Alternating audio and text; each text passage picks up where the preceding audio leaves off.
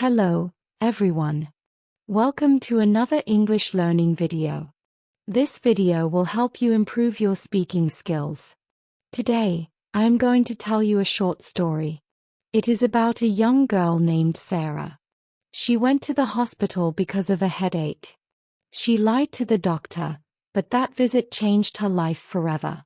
I will tell you the story sentence by sentence. Pause the video after each sentence and repeat after me. This method will train your brain to speak English. Are you ready? Let's begin the story. My name is Sarah Davis, and this is a story about the day I went to meet a doctor.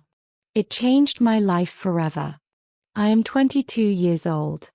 I live in New York City. I work at a small coffee shop near my home. Every day is the same: wake up, go to work, come back home, sleep. Nothing exciting happens in my life. But one Tuesday, something very special happened. That morning, I woke up with a terrible headache. My head felt heavy. The pain was strong. I could not go to work. I called my boss. "I am sick today," I said. "Go see a doctor," he told me. I did not want to. I always feel afraid of doctors. They usually give bad news. But the pain was too much, so I decided to go to the hospital. The hospital was a big white building. Many people were walking in and out. I felt nervous. My hands were shaking. Inside, a kind lady at the front desk asked me, "How can I help you?" "My head hurts. I want to see a doctor," I said. She gave me a paper. "Fill out this form," she said. I sat in the waiting room. There were many people waiting.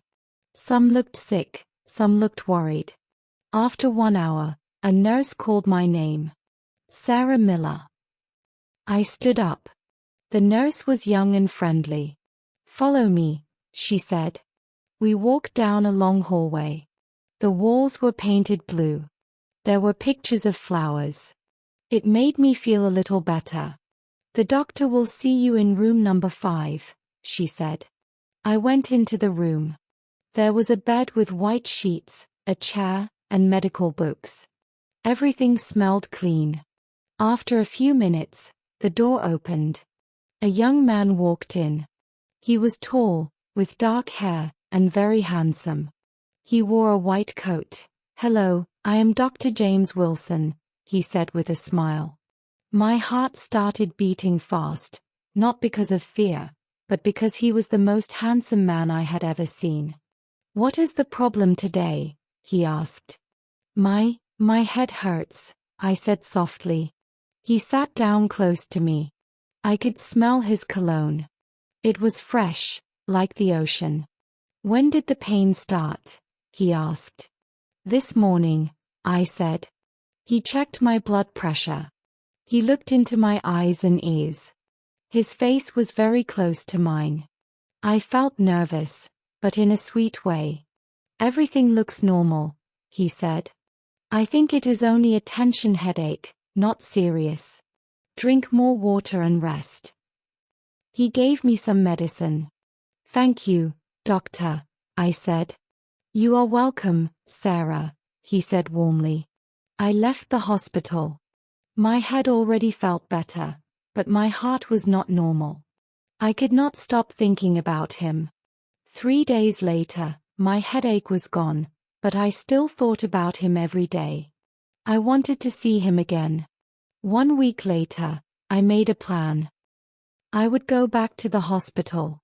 I would say my headache was still bad. It was not true, but I wanted to see him. I put on my best blue dress, the same color as his eyes. I did my hair and lipstick. I looked at myself in the mirror. I wanted to look beautiful. At the hospital, I told the front desk, "I need to see Dr. Wilson again." "Is your headache still bad?" she asked. "Yes, very bad," I lied. She made an appointment. I waited. My hands were shaking, but this time from excitement. The nurse took me to room number 5 again. "The doctor will be here soon," she said. When Dr. Wilson walked in, my heart stopped. Sarah, he said. How are you feeling? Not good, I said. The headache is still there. He looked concerned. He checked me again. Everything was normal. Then I looked at him. My heart was beating fast. I wanted to tell the truth. Dr. Wilson, I have to say something, I said. Yes, he asked. My headache is actually gone. It got better days ago. He looked surprised. Then why did you come back? He asked. I took a deep breath. I was so scared, but I could not keep it inside. Because I wanted to see you again, I whispered. He looked at me for a moment. I thought he would be angry. I thought he would say, no, this is wrong. But instead, he gave a small smile. Sarah, he said, I am glad you came back. My heart jumped. I looked at him, nervous but brave. Dr. Wilson, can I ask you something? Yes, of course, he said gently. I felt my whole body shaking, but I said it. Would you like to go for coffee with me? For a moment, he looked very surprised. He did not speak. My face turned red. I thought, oh no, he will be angry. He will say no. I almost wanted to run away. But then he smiled again. His blue eyes were soft, and he said one simple word. Yes. I could not believe it. I felt my heart flying. It was the answer I wanted, but I never thought he would say it. That evening, we went for coffee together. We talked for hours. He told me about his life, his family, and his dreams. I told him about mine. He was not only handsome, he was kind, funny, and gentle. When he walked me home, he kissed me softly under the streetlight. It felt like a dream. From that night, we saw each other every day. We went for walks. We watched movies. We cooked dinner together. 3 months later, he told me he loved me.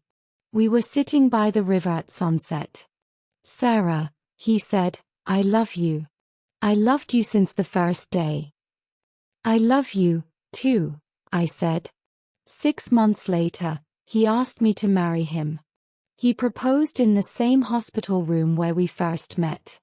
Sarah, will you marry me? He asked on one knee. I cried and laughed. Yes, I said. Now we are married. We live in a small house with a garden. He still works at the hospital. I opened my own bakery. I named it Sweet Headache because my little headache and my little lie brought us together. Every morning, I wake up next to him and smile. Sometimes the best things happen when you are not afraid to ask. Sometimes love begins with a small lie, but ends with the biggest truth, true love. This is my story. This is how I met my husband. Now let's practice together. Read the story again slowly and try to repeat after me. This method is called shadowing. It helps you to improve your English speaking and listening. Don't forget to practice every day, even for 10 minutes. See you again in the next English learning video.